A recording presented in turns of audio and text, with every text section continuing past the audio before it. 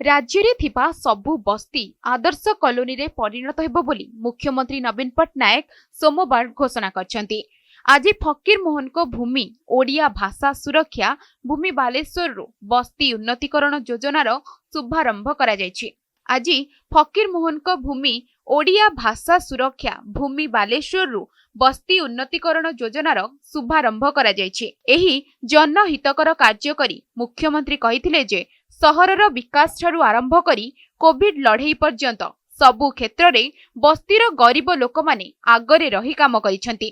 तेणु विकास उपरे मध्य सेमानंकर समान अधिकार रहिছে। बस्ती गुड़िकरे बिजुली भल पीवा पानी रास्ता गोष्ठी केन्द्र आदि नागरिक सुविधार विकास करी बस्तीर लोकमानक जीवन धारण मानरे उन्नति अणाजिबो।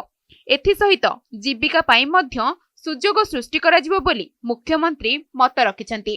एथि सहित जीविका पाई मध्य सुजोग सृष्टि हेबो बोली मुख्यमंत्री मत रखिसेंती। अतीत रे राज्य सरकार को जागा मिशन सारा देश रे इतिहास सृष्टि करिथिला। एपरिकी एही कार्यक्रम विश्व समुदायर मध्य दृष्टि आकर्षण करि पारिथिला। मुख्यमंत्री जनसाधारण को कोविड नियमावली पालन करिबा पई अनुरोध करिसेंती। बालेश्वर रो 41 टी बस्तीर 2054 जन को एवं सारा राज्य रे 1,05,000 लैंड एंटाइटलमेंट सर्टिफिकेट आवंटन कार्यक्रम शुभारंभ मध्य करा जायछि। पूर्वरु 60,000 बस्ती लोकों को एलईसी प्रदान करा जायछि। आगामी 3 मास मध्य 1,65,000 रु अधिक लोक एलईसी पाइबे। सूचनायोग्य सारा राज्यर 101 टी पौरांचलर 1718 टी बस्तीर 4.5 लाख लोक लैंड एंटाइटलमेंट सर्टिफिकेट द्वारा उपकृत हेबे बोली जना पड़िछि। एही अवसर रे मुख्यमंत्री 116 टी बहुमुखी गोष्ठी केन्द्र परिचयर मध्य लोकार्पण करिसेंती।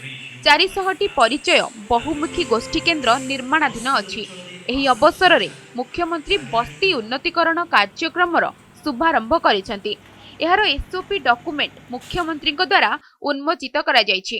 एथिपई राज्य गृह और नगर उन्नयन विभाग तथा दिल्ली स्थित सेंटर फॉर पॉलिसी रिसर्च मध्य एक बुझामणा पत्र स्वाक्षरित होइथिला। एही संस्था कार्यक्रमर नॉलेज पार्टनर भाबरे सहायता जोगाई देबो बोली जना पड़िछि। एही कार्यक्रम रे जोग देई नगर उन्नयन और गृह निर्माण और आईन मंत्री प्रताप जेना कहिथिले जे सहरर अन्य अंचल सहित बस्ती उन्नतीकरण योजना और तालिका प्रस्तुत होई सारिछे। वर्तमान बस्तीर जनसाधारण सहरर अन्य अंचल परी समान सुविधा और समान अधिकार पाई परिबे। गरीब लोकों को उन्नति पई मुख्यमंत्री को दृढ़ नेतृत्व पई से धन्यवाद देइथिले। अन्य मानक मध्यरे गृह और नगर उन्नयन विभागर प्रमुख शासन सचिव जी माथिभातनन स्वागत भाषण दे कार्यक्रम संपर्क रे सूचना देइथिले।